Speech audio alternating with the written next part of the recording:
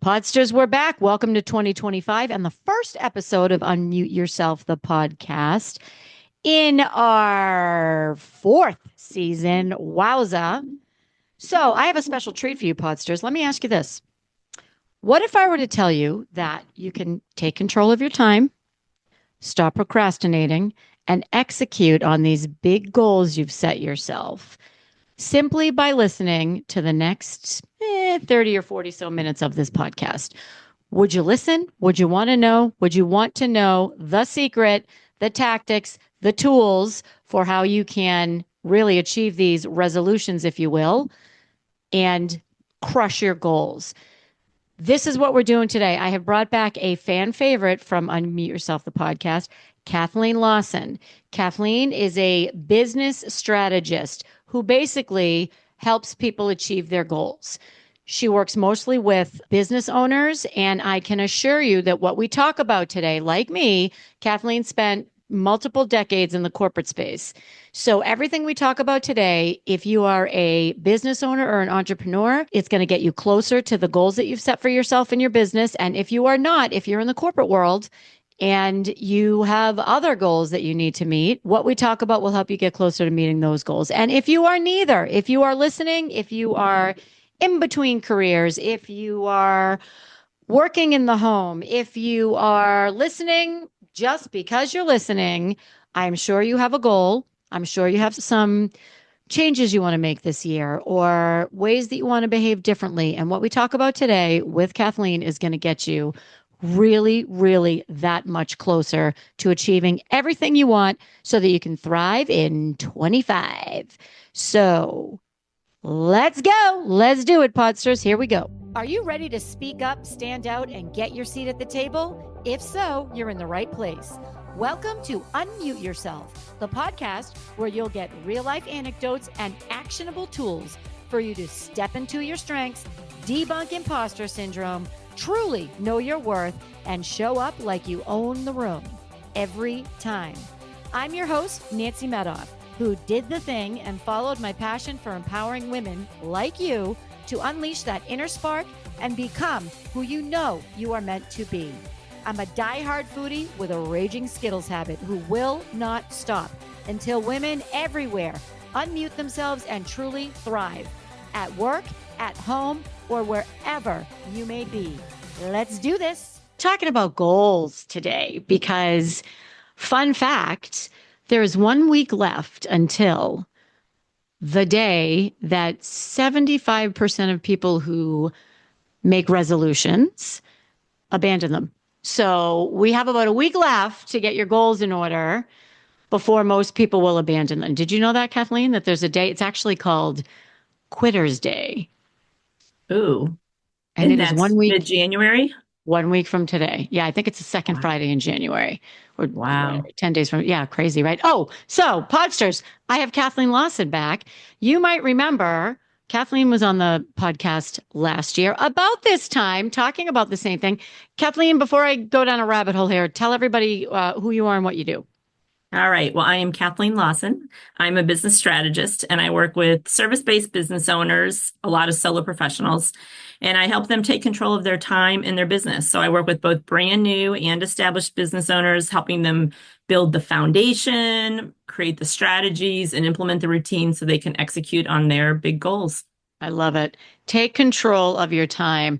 If there was an audience here, I would say, who would like to get more control of their time? And everybody would raise their hand. That would be everybody. Yep. That would be, and that's a great way to look at it. If you put the processes in place or you really think things out, which is what Kathleen helps you with, you get your time back. You do. And that's, I mean, where we first met and all the things that we have done together over the years, all our planning days and Friday mornings and all that. I mean, that was really about taking control of your time. That's awesome. And it works. So I want to come back to the CEO day because I have something to share with you that actually might surprise you. So here's the question. So, okay, Podsters, Kathleen's a planner and I am not as much of a planner. I am a planner. So she's very uncomfortable right now because I left her a message and I said, Kathleen, I have got some great questions for you, but I am not going to tell you what they are because I want it to be organic. So if you were an animal, no, I'm only kidding. Hate that question. It's like, so you have this business where you help business owners really, I'm gonna paraphrase. You help business owners take their big ideas, break them down into manageable pieces, set plans, set a project plan or whatever, line up resources so that they can actually realize these big dreams that they have and the goals, right? Correct. And a Yeah. lot of strategies around execution, because that's very often the biggest hurdle. Like, how do I actually execute on this? We can have a plan, but if you can't execute on it, then you're kind of just sitting there with a plan. That is such the key because I have a million strategies. So you write down the strategy and then you're like, okay, strategy's done. Woohoo. And Woo! then nothing happens. And you're like, well, what happened? Well, you didn't execute. That's so funny. And are you the one? I don't think you are, but you might be. Are you the one that first introduced me to Michael Hyatt? Maybe not. No, we've talked about Michael Hyatt, but I don't think it came from me. I think Okay. you actually asked me if I knew him. So So somebody wrote the 12-week year. So, do you know who? yeah, that's I forget their names. I can almost see the book from here. Okay. Doesn't matter. Lennington and something, and yeah. Doesn't matter. So I'm gonna bring this back to Michael Hyatt in a second. So the concept and what we're going to talk about today is planning your year in 12 weeks. And I would say that doesn't sound very sexy to me. And it didn't sound very sexy to me when I first heard it. What does sound sexy to me is take your goals, your 7 or 9 or 8 goals, however many you have for the year, break those down by quarter, then break that down by week, which is really what the 12-week year is saying. I just think it sounds better my way. So that's how I made my way to Michael Hyatt. So he is a famous entrepreneur. He's written a million books and he has this, it's called Full Focus Planner. It's a Yeah. planner and it's a quarterly planner. It's a 12-week planner.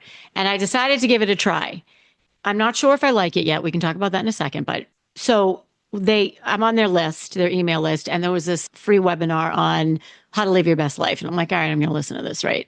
So I listened to it, and what they said was fascinating. And they were saying anybody can set a goal. It's the executing is where you get yourself in trouble. So one of the first things they had the group do was, okay, write out your goals, right? And then before you hang up this phone, write down one thing that you're going to do to get closer to that goal. Just one thing. You don't have to map out the whole thing, just one. Pick that one thing.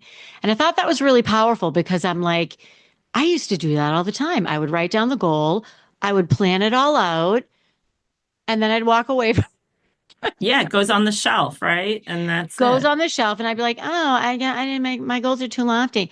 And they also said, anyway, so I'm looking for the notes while I'm talking to you. It's the executions. My question was going to be, where do you see people stumble the most when it comes to goal setting? And before you answer, I want to make sure that the podsters out there know Kathleen also came from the corporate world. So you had a corporate executive job for many, many years, went out on your own. So she understand like what she talks about will translate to the corporate world. So where do you see people stumble or get in their own way when it comes to goal setting and execution? Well, to start on the goal setting, so I mean, you brought up the 12-week year right off the bat. And I Right. think that the first thing is that looking too far out, because, and that's why I like the 12-week or looking at things in 90 days or the quarter, however you want to word that. But for most, there are certain businesses that have to look further out because of the nature of their business. But a lot of the kinds of people that, like people like you and me, coaches, consultants, service providers, there's no reason that they need to be looking at next November right now. Like you can look, you only need to look so far out. And if you're looking too far out and spending too much time on things that are so far out, like that may never come to fruition. So first of all, taking a closer look is one thing. And then making sure that you're not trying to take on too many things at once. You just mentioned 9 goals. Like there's no way that somebody can I know. focus on 9 goals at once. So that's another thing is and people will come to me like, well, I have these 8 things. Help me do these 8 things. It's like, you can't do 8 things right now. Like we need to get more realistic and you've got to take into account what you're doing day to day in your business anyway. I mean, you're providing Mhm. service. So in your case, you're consulting and coaching with clients. So you're doing that, and that's taking up day-to-day time. So how much else can you put on your plate? So it's the time frame, it's how much you're trying to take on. And when you're thinking about what you're trying to take on, you have to take all those things into account, like how much of your how much of your business and the day-to-day business, the day-to-day operations, like what is that kind of sucking up in terms of time and mental energy, the time of year it is, what's going on in your personal life, what resources you might need. You got to like kind of hold all of these things in your head as you set your goals so that you are setting some goals that are realistic, because that's the other thing is like you want to actually achieve them. You don't want to you want to stretch and you want to work and you want to achieve things, but you don't want everything to be so big and so unrealistic that you never get anything done, because that's so discouraging. Yeah, absolutely. And actually, this is the last time I'm going to reference Michael Hyatt, but he says excessive planning is often a fancy way to procrastinate, Totally, right? totally. That is so true. Yes, So I'm absolutely. going to And plan, I I'm going to think, plan, and then I'm going to plan some more, and yeah, then I'm going to plan again. yeah, I did a whole series this year on my social media called Knowing versus Doing, and it was about like Mhm. all the things all these things, the things you want to do and things you're supposed to do. But then there's this gap between actually doing them. And I think there is for some people, it is a procrastination thing. Well, because like, well, I'm planning, so I'm working, but you're not actually getting anything done. And you're not Uh, moving it forward. yep. Uh, when you said that, I was like, oh my God, he said something like that. And the So reason why I the said other seven, thing too, go ahead. the other thing I was going to say is, so in addition to those problems, then the taking that goal and breaking it down into a plan, because I see a lot of people who show up, in networking things and so forth, and they'll talk about these big goals, but they leave it too big. Right. And you know what that's like if you say, oh, I'm going to sit down and do this huge thing, like if you don't have a action items, then it's like, where do I start? And you don't ever actually get off the starting block because it's too big and too hazy and too undefined to make progress on it. So that's the other Yeah, thing. I agree. And that's why one of the things that I often say to teams, to clients, and to myself is at the end of this, how will we know we were successful? And then I back into it from there. Yes. So, right, if the goal is like, let's just use a personal goal.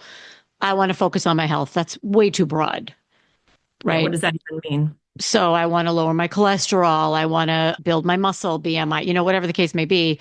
How will we know we were successful?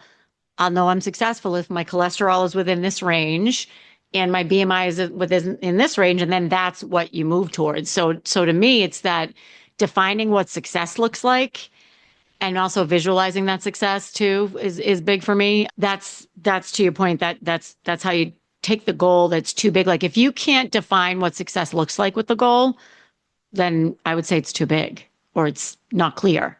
It's not clear. Yeah. And Right. then, I Right. mean, even then, it's funny because I think a lot of goals, people have a goal in mind, but I think they need to focus on the actions because I don't know, sometimes like you talk about sales goals and things like that. Like I have no control over if somebody hires me. Like I can go network, I can do the social media, I can, write proposals and I can do all of those things. But in the end, I have no control over the other side of that. And so I think focusing on the things that you can do and the actions you can take, that's the where you need to put the Yep. focus. Yep, absolutely. Okay, so how has your business evolved over the past few years?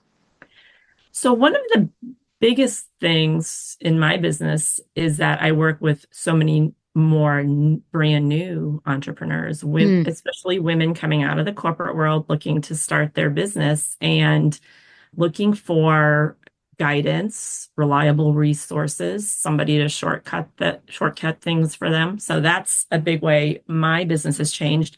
And then in terms of the established business owners that I work with, really the structure of, we're going to set these goals on a quarterly basis and then put the structure in place to execute them on a week to week basis. Like it's really like I've focused in more on that and people are implementing that and grabbing onto that because it works and it works for like all different kinds of businesses. so Podsters It works so well. Anytime I have or had a big project, I would call Kathleen and say, okay, help me break this down. And I remember one of the things that really, really was so interesting, and I see this a lot with my clients today, actually, is lining up the resources that you're going to need. So that could be people, it could be tools, because I often work, everybody jokes I have peaks and valleys. I'm either going 150 miles an hour or I'm going zero. That doesn't really work well when you have people that you're the dependencies. So I can't, call my VA and say, I'm pulling an all-nighter. We need to get this done, this done, and this done. So when you're in business for yourself, you really have to line up these resources because nobody else cares about your crisis. Right. Right. Well, and I mean, you could have a project that you're moving along on, and then all of a sudden you need, like, I don't know, a designer or a copywriter to help you with some chunk of it. And then things come to a screeching halt while you go out and hire this person. And then what if they're not available for a month? And what if the budget is now different than what you had in mind? Like there's so many examples of that. It could be, like you said, hiring somebody. It could be a systems thing or a tech thing that you need. It could be, and it's also part of it is the budget. Like I've seen so many people who had something in mind that all of a sudden it's like a lot more expensive than they thought about, and they may have to wait a quarter to do it. Oh, I didn't realize it was going to cost me this. Let's do this now and do this next quarter. and if you didn't map it out, you'd be in the middle of it, you'd run out of money, and that would be a sunk cost. Yeah, that's a really good point. That's a really Yeah. good point. And I see that with websites, things like that. Things are getting pricier and pricier. And so people sometimes are not prepared for that. Why do you think you're seeing so many more women coming out of the corporate world and starting their own business? You think the secret's out that you can do it?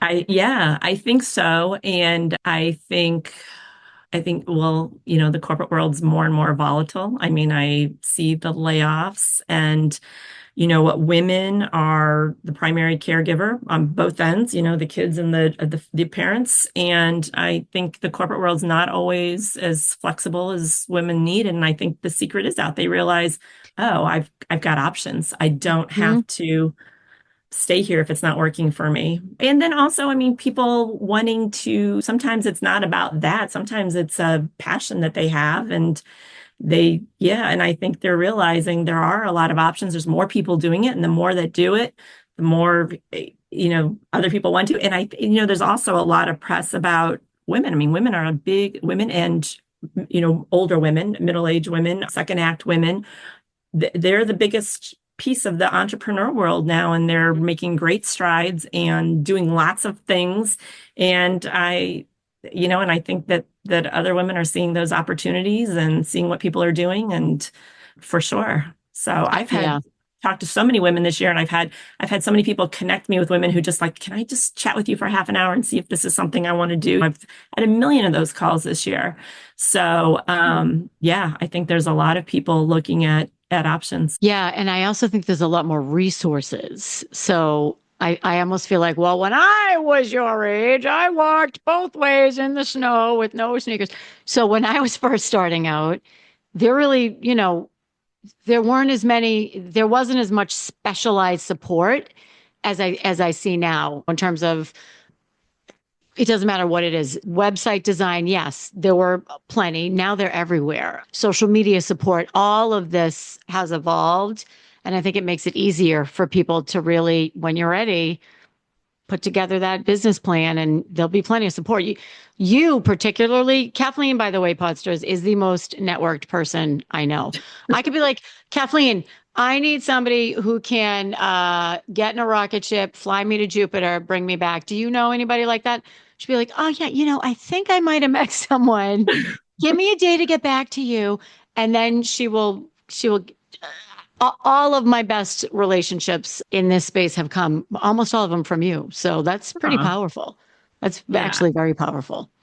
Yeah. Well, I mean, there's just great communities of, and I think we're really fortunate here in the Northeast, especially and we're both in the Boston area, huge entrepreneur community here and lots of people. And yeah, I love meeting people and hearing about what they're doing. It's an exciting world that we're in. It is. And you took this to a whole new level this year. So tell the Podsters about your networking group. Oh, I was like, Oh, I didn't know she's looking at me like, what you were what? gonna say.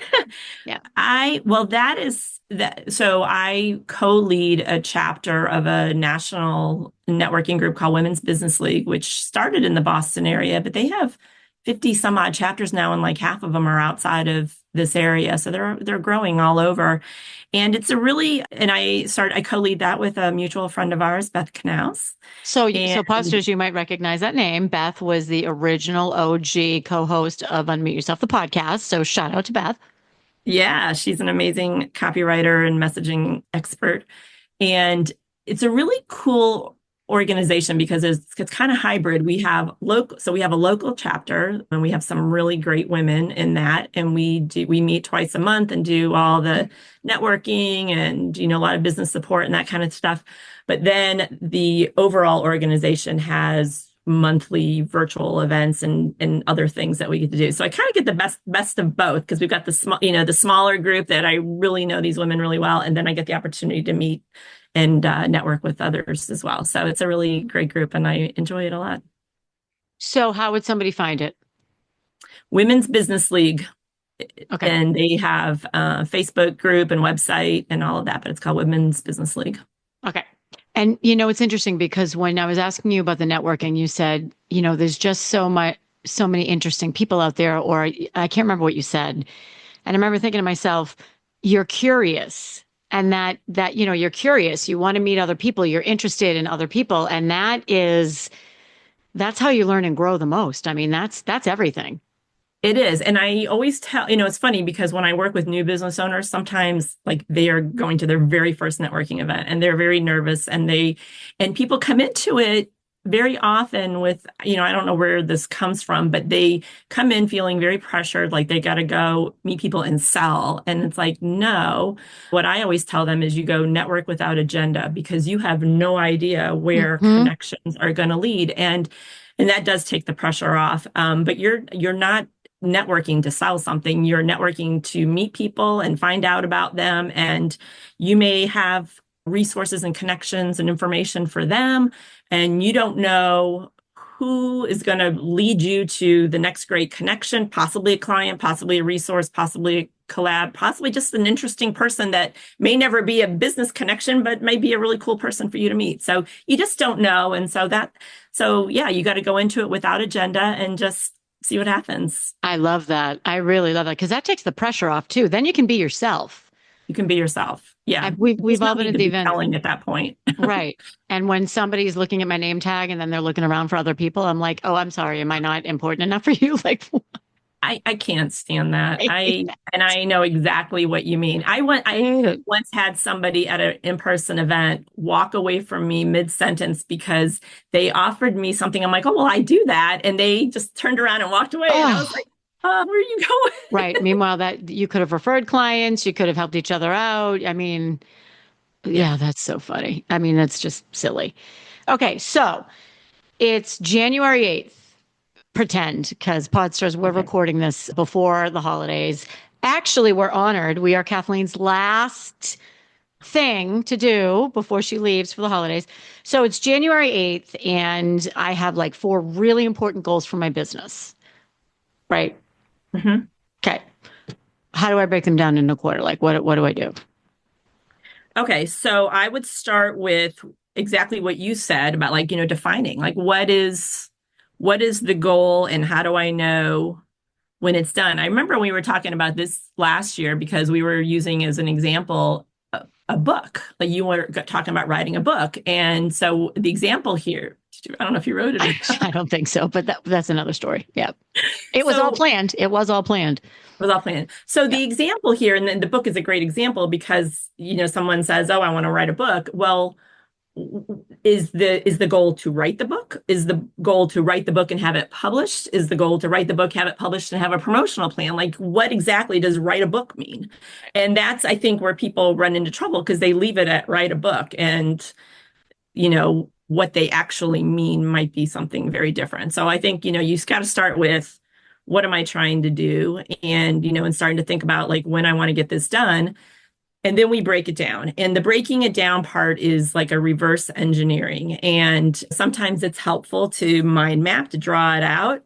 Eventually, you want to get a list of action items. But I find that most people, most entrepreneurs are creative people, and it helps them to visualize it. And, it's funny because when I started, I'm a list person. I started with a list, and then people were kind of stuck, and I finally figured out, oh, they need to like draw, they need to see this.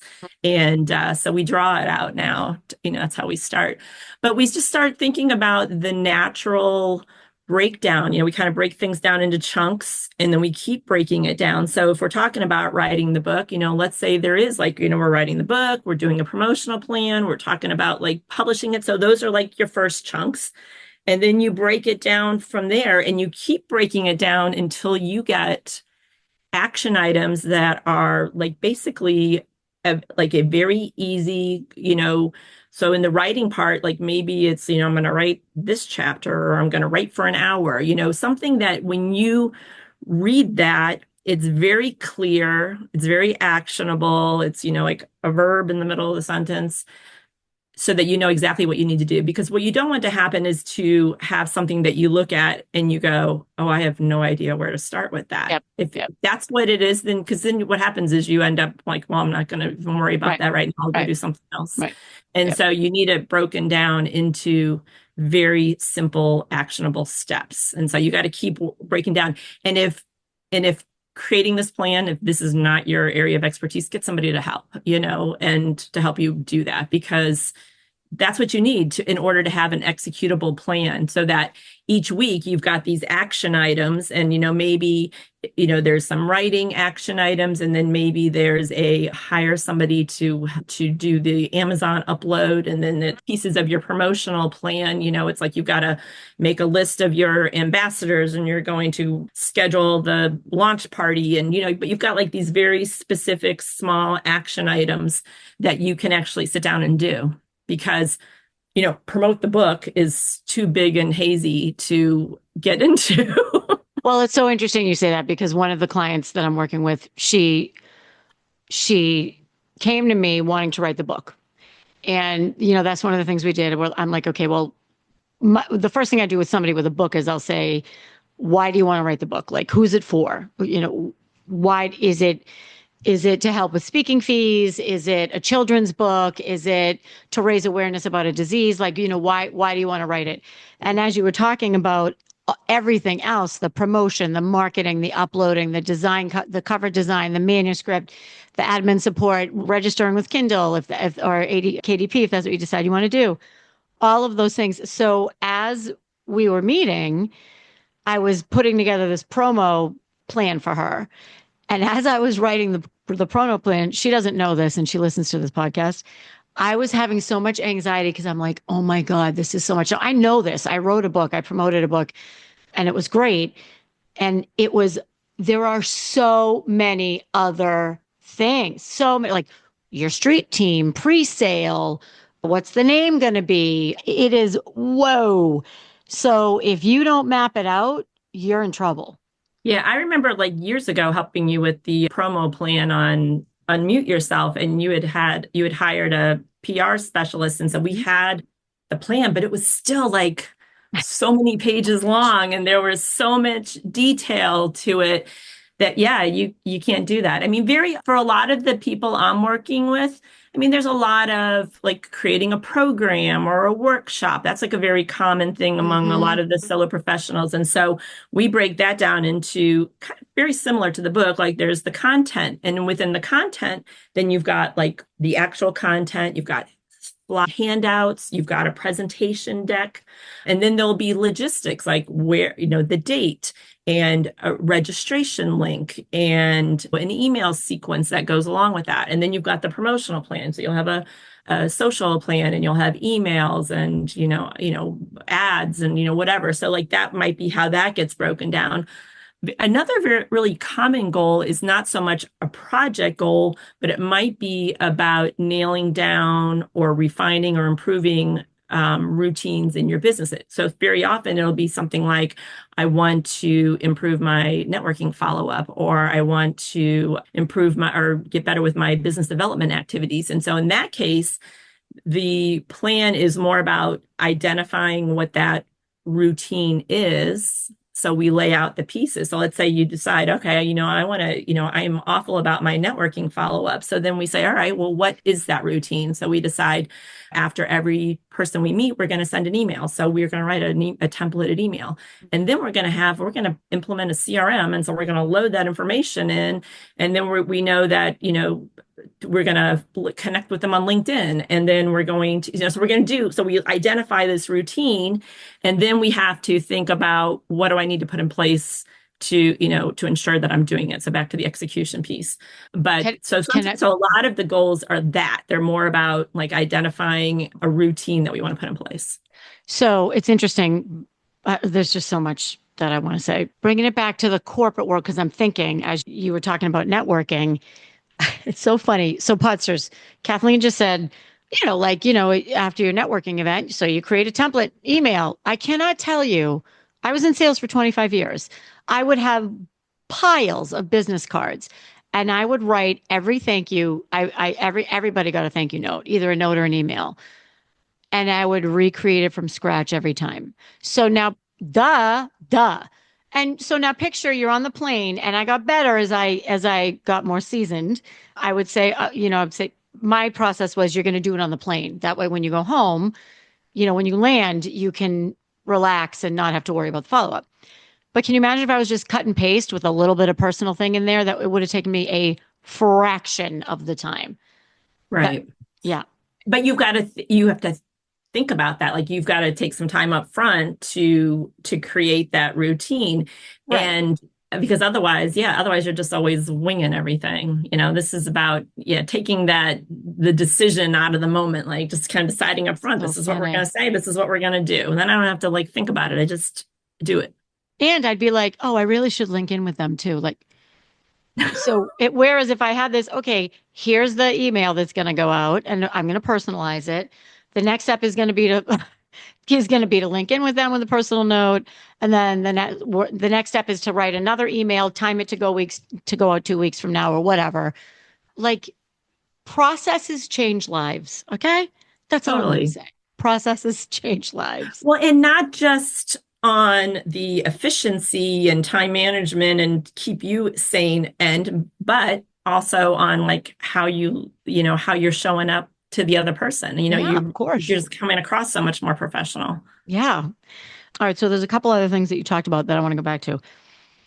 So Podster, sorry, I just drank some ice. I was going to write another book, and Kathleen, whatever, we worked through the whole thing. Everything was mapped out, executable, and I didn't do it. And this is really interesting because when I was listening to this 1 hour webinar, and I'm like, me, I'm like, I don't need to listen to somebody else tell me how to set goals. Like, this is what I do. And it was interesting because in this webinar, they said, make sure you're passionate about this goal. Because if you're not going to do it. I'm just looking for what they said. Identify your why. Yep. Which I say all the time, by the way. Hello. We have hundreds of podcast episodes on it.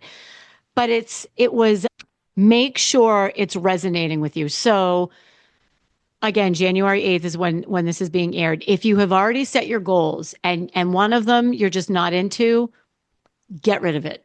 Get rid of it. So I had the plan for the book. And then I'm like, you know what? I don't really think I want to write this book anymore. So I didn't. So you're going to check in from time to time and make sure it's still a goal or a priority. Yeah, that it's still in alignment. Yeah. The way I kind of take people through choosing those goals. So we always start with reflection on the last few months. So we look backwards first, and I think that's really important. And I think it's so interesting to me, all of the insights that people gain. So we look back, like what were the wins? What didn't, what were the missed opportunities? Mhm. What did you procrastinate on for the last quarter? What were you worried about? How did you do? So we kind of go through all of these questions. And it's so interesting to me because I just had actually one of my one-to-one clients yesterday. She had just done it and she's like, oh my gosh. She goes, this and this. And then I realized, that, and it's like all these things that, come up for them.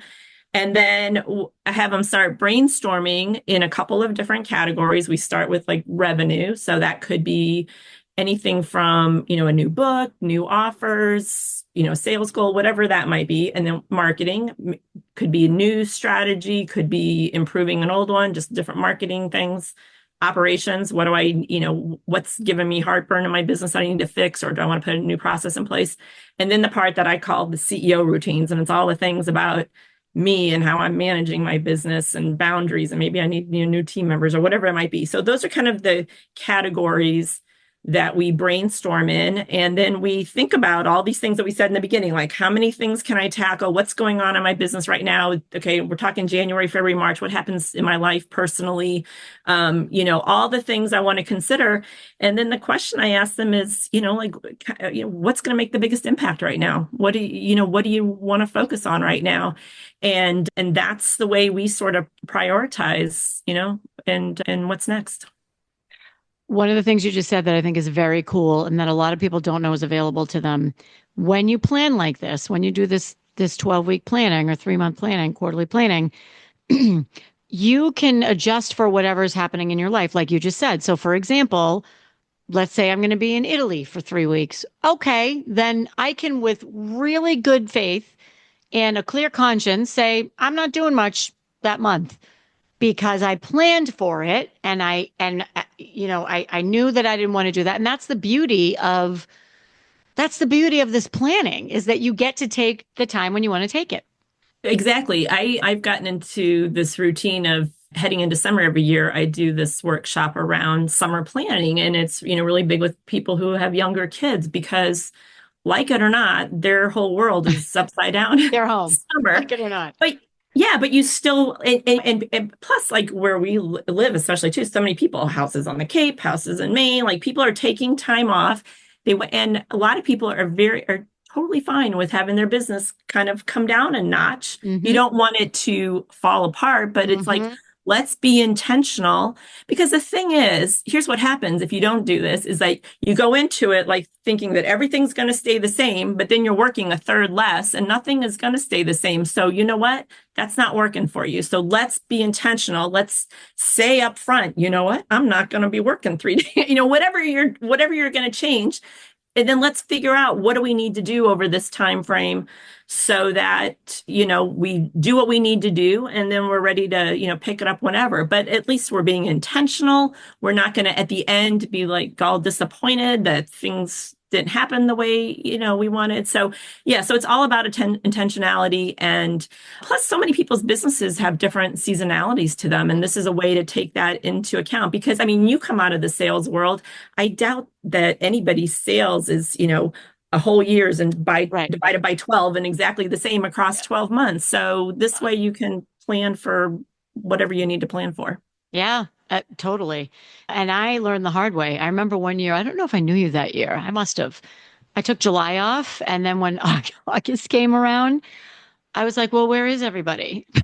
I took it off. I knew I was going to take it off. And I told everybody I was going to take it off. Okay. And then like my business just bottomed out for probably 8 weeks at least. And I was like, whoopsie, could have been more intentional about that. So yeah. Yeah. Well, that's one of the things I talk about a lot. Is it's another 90-day thing, but it's the 90-day rule, where it's around marketing. Like the things that you do today are going to impact you most 90 days out, because, you're planting.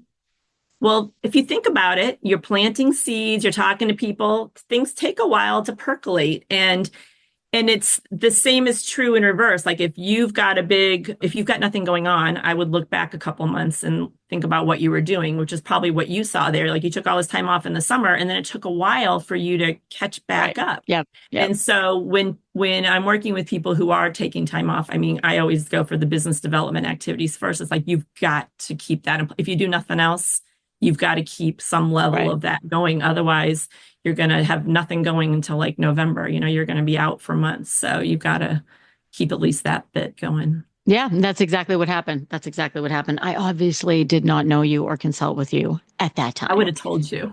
I know you would have helped me. Okay, let me just keep looking through my list. So, oh, this is a good one. You ready? I'm ready. Lay it on me. What I don't know what I feel like. I feel like I'm on like some kind of a game show interview. So what from your business life or what from your business do you pull into your personal life in terms of planning? What from my business do I pull Yeah, into my planning? I mean, it's my no, into your personal life. personal life. So what do you do in business that you also do in your personal life in terms of planning? Like I've seen in my life a lot of like crossover or spillover from how I approach my business to how I approach other things in my life. So even like my goal setting, we're talking about goal setting. So I'm setting goals in different areas of my life, not just my business, but that process is the same for my personal life or my professional life. So like I see you as a superhero planner. Like that's how I see you. Like I want to see your grocery list, honestly. That's how. So what do you take from your business? Like what spills over into your personal life? So it's funny you say that, the grocery list, because that's probably the thing. So I think one of the things from one of the like philosophies around business that I take into my personal life is the eliminating decisions. Oh, I love that. Because and that's what that's kind of the crux of what we're doing here with all this planning and strategy and Mm. everything. Is like we're eliminating decisions because decision making is draining and making the same decisions over and over is exhausting. And so I I'm trying to, if you think ahead, you make the decision once, you're not constantly making decisions. So I do a lot of that for sure. And I am one of the places it shows up the most is meal planning. I am a crazy meal planner. But I've been doing it for years and I've raised 5 kids. And so the last thing I want to do is at 5 o'clock at night decide what's for What we're dinner having for and then dinner. figure Right. out do I have to go to this, like if I have to go to the store, I'm gonna like lose my We're mind. getting takeout. Right. Right. Right. So I stumbled upon this app a few years ago called plantoeat.com. And and so what I do, so first of all, you can upload recipes. So like when you see like online some recipe off of a website, like I can download it onto that app. So Okay. I've got all these recipes and then I've got a planner and I can drop the recipes or I can just make a Oh, note once. wow. And then I hit a button and it creates my shopping list. Uh-uh. Wow, So really? So I've got like these recipes I'm going to have every day, or I put in a note, like if it's not a recipe, it's just something I'm doing, whatever. And then there comes the grocery list. And I have a weekly list of like staples that I always buy for the house. I just pop that over. That shows up on the list. Into the app? Yeah, it's in the app. There's like a list, like a staples list, and then it's like, you just move it over into your weekly list. So now I've got a list and I can either have it on my phone or I can print it out if I want. And I go to the Wow. store and I've got my list and I already know what's for, dinner every week. I've got I shopped, I've got everything. I don't have to think about it. So I literally, when I'm done for the day, I can just go in the kitchen and cook. That might be the best tip I've ever heard. So I want to make sure I understand this. It's called plantoeat.com. You download the app. I find a recipe. Let's say it's for shepherd's pie. I go into my app. I drag the shepherd's pie recipe over to Wednesday. And at the same time, I can drag it into my grocery list or whatever, and it will generate a list of groceries that I need. Right. So the grocery list is by day. You can say, I want my grocery list from like last Tuesday to, next Oh my Monday. God, And this then is those are the nuts. days. And then you can go through, you look at it and you're like, oh, I already have this. I have this. I have this. You cross it off. What And a so game changer. here's another thing about it. You can be friends with people on it. So if Oh, you come on. download it and we're friends, you have access to all my recipes. Okay, I'm joining immediately. So plantoeat.com, Podsters. But this is what I mean. Talk about getting time back. Oh, I yeah. think about how much time I'm like, okay, well, I love that. It's actually fun for me to pin recipes on Pinterest. Like, that's how I relax. Then I print it out. Then I make my list. Then I go to the store. And then if I have this is happening right now because I'm doing a bunch of holiday cooking this Yeah. weekend. I have them all printed out and then I write them down and then I categorize them by where they are in the store. This would save me so much time. Yeah. Yeah. Wow. That's Yeah. impressive. It's a big time saver for sure. Plus the stress. I remember a few years ago hearing the stat that so I think it's around 83 or 84% of Americans don't know what's for dinner every day at 4 o'clock. And that stresses me out to no end. Well, that's probably why 84% of Americans eat like crap. Yeah. I mean, Yeah. if you don't know what you're having for dinner, you're going to reach for whatever's easy. Yeah. Yeah. Wow. Wow. By the way, I made up that 84% of Americans eat like crap stat in case anybody's wondering. Okay. Back to the 12-week year or Okay. quarterly goal setting. What, all right. So we have define success, break down or reverse engineer from that success. Oh, let's talk about mind mapping.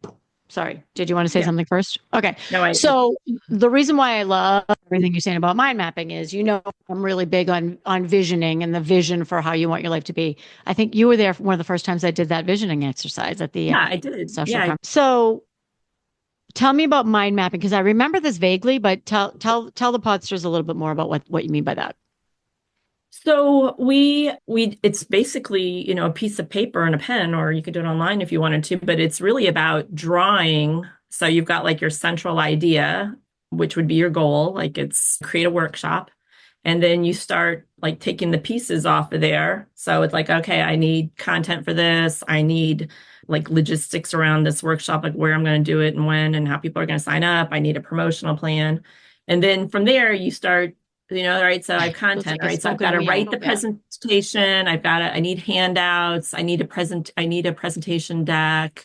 Yeah, I think that's it for that. Okay, promotional plan. I'm going to need, this. I'm going to need this. So it's a way to like draw it out and just get all the stuff out of your head.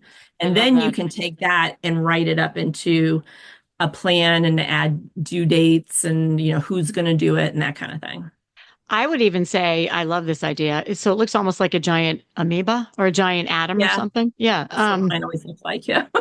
I don't It looks very biological. It Yes. looks like this. Yeah. Yep. Yeah. Exactly. So I would even say, because I'm thinking about this for me right now, I have a big flip chart, as you know. I love my flip charts. I haven't used those in forever. I would do it and I would leave it and come back to it, probably. Yeah. Probably Yeah, could that's add other that's things to it. Yeah. great. That's my favorite way. I've got mine right over here on the floor in colored pens. Like I sit on the floor, crisscross applesauce with my colored pens and a big piece of I paper. And that love helps it. me think and That's create. The other thing I didn't want us to pass by is thinking ahead about obstacles because love that it. saves a lot too. Because, as you start thinking about it, most of us know what's going to trip us up. And so if you don't, it's kind of like the procrastination thing. It's like, well, I kind of know that's going to be there, and that's my Hmm. Hmm. procrastination thing. But if I look at it ahead of time, like, you know what, I'm going to run into a tech problem here, or I know I'm just not going to do it. Well, then, you know what, like we need to figure out what's going to make you do it. Do you need an accountability? Do you need a coworker? Do you need like somebody to sit there with you while you do it? And if that's the case, then let's set that up. Like, what is it going to, like, what do we need to do? What's going to be the problem? What's going to get in our way? Love it. I love it. And I like that you gave a tactical example. So like a tech problem, and also what obstacles are you going to throw at yourself? So, is it motivation? Is it, accountability or, squirrel syndrome because you can't focus on one thing? And how are you going to overcome it? So you plan for it, you know what's going to happen. So let's figure out how to overcome it. Yeah. Yeah. That's What's it going great. to take?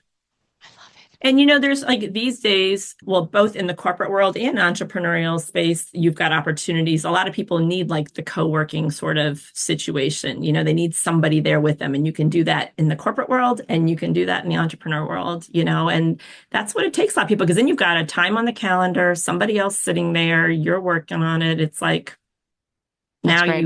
you have Yeah. no other, it's not like you're sitting there by yourself in your office and nobody can see if you don't do it. Well, so that brings me to I wanted to talk about the CEO hour. So explain to people what CEO hour is, and then I'm going to come back in and tell you why I love it and what happens when you don't do it. Okay, so CEO Hour is a weekly planning practice, and it is time you carve out every week to plan your week. And it's there's a number of things. It's one, getting your time under control, so you're getting your schedule set. It's also your work plan. So what am I going to do during that time? And this is where you get to check back in with these bigger projects and goals because so this is a part of how you execute on those because Mm-hmm. now every single week you have an appointment to look at your plan and make sure that you're moving forward on all your action items.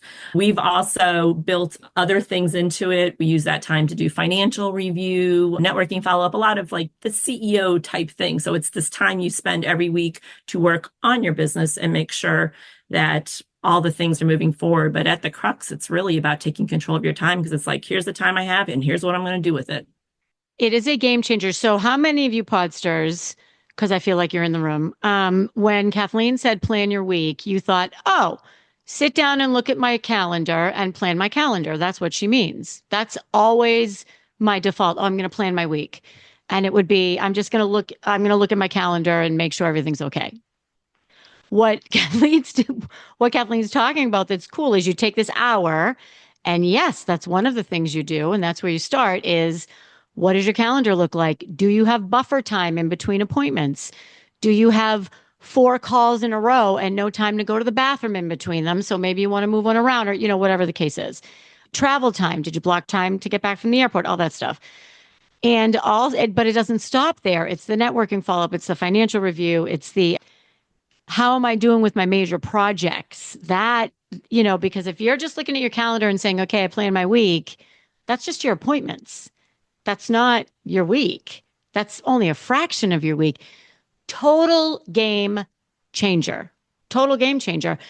And I will tell you from my own experience, when I don't do it, I'm a mess. Like, You have to mess. stop and do it. Like I've seen people do that. Like they don't show up and do it because they're on vacation. They got something else planned. And so they try and kind of dive into the week.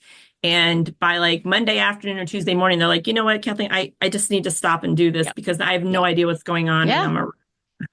You're flying by the seat of your pants, and that's no way to live. I mean, it's really do you have a tool for that, or is that something I built it into a course. ah you have a course? I do. So Is you it so can, yeah. so this is really cool. So there's a couple pieces to it. So it's the CEO hour, and there's videos to take you through like the first or second time you do it. Right. Bit by bit, tells you what to do, what to look at, common mistakes, all the things that trip you up. And then once you've done it a couple times and you're, quicker at it and you're good, I have a little bonus video in there that is high level, and just you can turn that on and it'll facilitate it for you really quickly. So you don't have to listen to all the detail. How do you know if you're at that level? Is there like a You got to test? do it once you do it a couple times and you're like, okay, I know what I'm doing now. Then you can listen to that and it facilitates it for you and you can Oh, just go that's through. really cool. So, for those of you that are listening and you work in the corporate world, this works equally as well. Yeah. 100%. Yep. I've had some corporate clients and they've implemented this as well. This is really cool. And my favorite part, what's your favorite part of CEO hour? What's your favorite tactical thing that we do? Sticky notes. How'd you know I was going to say that? Is that everybody's This is favorite? everybody's favorite part So because tell the podsters what that is. so I call it sticky notes. Very sophisticated. Very sophisticated. Right. So, during the week, you write all these notes down, and very often people do them on sticky notes, which is why I call it that. I personally don't actually write on sticky notes. I write all over the margins of my planner. And these are the little things that you write down, like, oh, I want to call so-and-so. Right. Yep. Oh, I want to buy that book. Oh, here's a good blog post idea. Oh, so it's all these things that you write down. And then for most people, they totally lose track of them. And they're like, oh, I know I had this somewhere and I forgot. Oh, I did write that down, but I forgot to do it.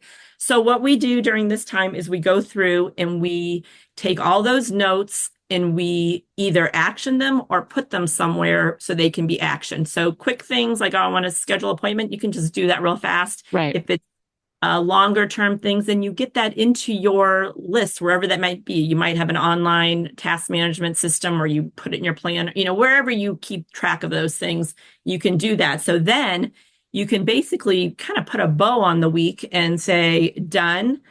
I'm not losing track of anything. All my brilliant ideas have been captured. I can, very confidently close the book on this week and know that I've got everything and we're all set and we're good to go. I love it, because I was going to say, explain to people why you do it on Fridays, and also a game changer. So imagine going into the weekend knowing you are all set up for next week. There is nothing more you can do. Yeah. Amazing. It is. I was kind of all over the place before I settled on Friday. Like I started on Mondays, and it was like Mondays just are. You're off and running. It took me half the day to get going, and right. It was a mess. And then I tried Sundays. I'm like, what am I doing? I don't want to work on Sunday. And right. so, and plus the other thing too, when I did it on Monday, I couldn't remember things from the previous. I was going to say Friday, the week is still fresh in your mind. Yeah, so it was good. And then I love, like, you just dive in Monday morning and you are organized and you're set. You have a plan. You know what you need to do.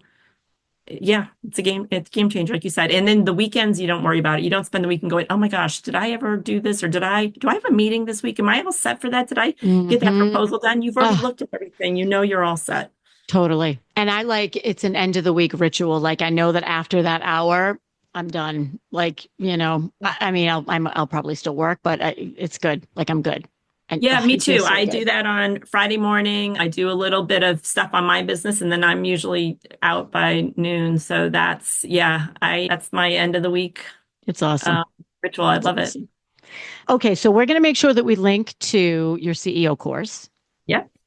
And we're going to link to, did you say you have something where you look backwards and reflect on I have my 2024 reflection guide. So I'll give you the download for that as well. Okay. So it's a nice thing that people can do in January to get themselves set for the new year. I'm going to friend you on plantoeat.com. Okay. Awesome. Hey, tell us where we can find you. Where can the Podsters find you? So my website is kathleen-lawson.com. And then I am on all the platforms under Kathleen Lawson Strategist. So LinkedIn, Instagram, Facebook, wherever you're hanging out, I'm there. Great. YouTube. And yeah, we're going to link to all this stuff in the show notes anyway. What else you got? What else you got for us? That's it? I don't know. I think that's it. All right. Meal planning. I should air this January 1st, but we're going to air it on the 8th. I'm going to sign off to the Podsters. So Podsters, well, first of all, thank you, Kathleen. I can't believe has it been a year since I've actually seen you? Probably. It could be. Yeah. And I remember when we did it last year, I was without power for like close to a week. It was in the middle. There was a big storm and we had no power. I had to go record at my dad's house. Oh, that's so funny. I remember. That's the joys of living in the Northeast. Thank you for coming, Podsters. We have more special guests coming up for all of your new goals, new year energy. You know where to find Kathleen, and I will see you next week. Peace out, Podsters. That's a wrap, Podsters. And before we go, I ask you, what's one thing from today's episode that you will use this week to unmute yourself? DM me, email me, send a smoke signal, whatever you need to do. Let me know what you're going to do differently. And if you enjoyed this episode, please share it with someone you know and leave a 5-star review on Apple. This helps me spread our message of empowerment to more people worldwide. Let's do this.